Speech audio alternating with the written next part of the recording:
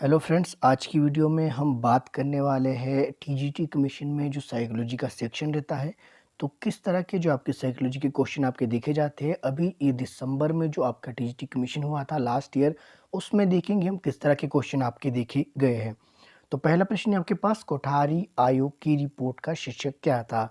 The Kothari आयोग commission report was entitle is. तो इसका जो है टाइटल पूछा गया है कि क्या था, तो ये था शिक्षा और राष्ट्रीय विकास। तो ऑप्शन अगर ए देखिए आप, ये बिल्कुल सही हो जाएगा, एजुकेशन एंड नेशनल डेवलपमेंट। इसका जो है शीर्षक रहा कोठारी आयोग का।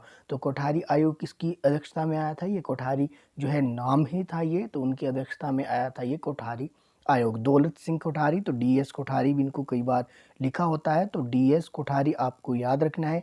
इनकी अध्यक्षता में आया, इसलिए इसका नाम पड़ा कोठारी आयोग। 1966 की ये बात है, तो इसको भी आप याद रख सकते हैं।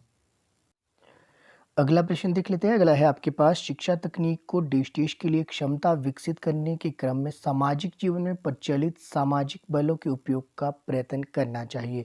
तो शिक्षा तकनीक को किसकी क्षमता के लिए, तो ये सामाजिक समायोजन के लिए क्षमता विकसित करने के लिए सामाजिक जीवन में प्रचलित सामाजिक बलों के उपयोग का प्रयत्न करना चाहिए। आई होप आपको ये समझ आ गया हो।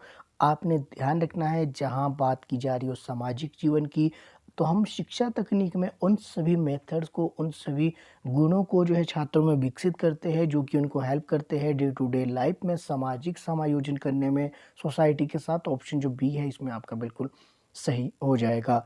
अगला प्रश्न देख लेते हैं। अगला आपके पास, शिक्षित महिलाओं के लिए बिना शिक्षित लोग नहीं हो सकते। तो क्वेश्चन आपसे पूछा गया है कि शिक्षित महिलाओं के बिना शिक्षित लोग नहीं हो सकते। शिक्षित महिलाओं के बिना शिक्षित लोग नहीं हो सकते, यह किसके द्वारा सूचित किया गया। तो ऑप्शन आपके पास दिए गए हैं। ऐसा किसके द्वारा कहा गया था, तो ये कहा गया था शिक्षा पर जो नई नीति आई थी 1986 में, तो इसमें कहा गया था कि शिक्षित महिलाओं के बिना शिक्षित लोग नहीं हो सकते। तो ऑप्शन जो सी है ये बिल्कुल सही रह जाएगा। अगला प्रश्न आपके पास, सृजनात्मकता इसके साथ बढ़ती है, क्रिएटिविटी इंक्रीज हुई। तो इन क्रिएटिविटी किसके साथ बढ़ेगी, आपकी प्रैक्टिस के साथ, अभ्यास के साथ। तो ये ऑप्शन जो डी है आपके पास, ये बिल्कुल आपका सही हो जाएगा। बुद्धि का ट्रायोचिक सिद्धांत किसने प्रतिपादित किया। तो बुद्धि का ट्रायोचिक सिद्धांत किसने प्रतिपादित किया। ये क्वेश्चन कुछ ऐसे है, आपको डायरेक्ट इसको याद करना है, ज़्यादा इसको डिटेल में पढ़ने की जरूरत नहीं है। इसको आप एक बार पढ़ लीजिएगा, हो सकता है कि रिपीट हो जाए, बाकी चांसेस आपके काफ़ी कम है कि ये क्वेश्चन रिपीट होगी। तो ये किसने दिया था, ये स्टर्नबर्ग ने दिया था। तो ऑप्शन जो आपका ए है आपका बिल्कुल सही हो जाएगा। अभिक्रमित अधिगम इस पर आधारित होता है। तो अभिक्रमित अधिगम जो किस पे अधिकारी होता है, यानी कि programme learning is based on, तो ये होती है ऑपरेंट कंडीशनिंग। तो ऑप्शन अगर बी देखें आप, तो ये आपका बिल्कुल सही हो जाएगा, ऑपरेंट कंडीशनिंग। अगला प्रश्न है आपके पास, national institute at Hyderabad is related to. तो हैदराबाद में राष्ट्रीय संस्थान किससे संबंधित है। तो ये है आपका जो आपके मेंटली हैंडीकैप जो स्टूडेंट्स है, यानी कि मानसिक अक्षम जो आपके छात्र हैं, उनसे संबंधित जो संस्थान कहाँ पे है, तो ये आपका हैदराबाद में है, ये राष्ट्रीय संस्थान है। तो ये भी आपने ध्यान रखना है। ऑप्शन जिसमें बी आपका बिल्कुल इसमें सही रहने वाला है। अगला प्रश्न देख लेते हैं। अगर आपके पास, कौन सा एक व्यक्तित्व का शारीरिक निर्धारक नहीं है। तो कौन सा एक व्यक्तित्व का शारीरिक निर्धारक नहीं है, तो ये आपने बताना है।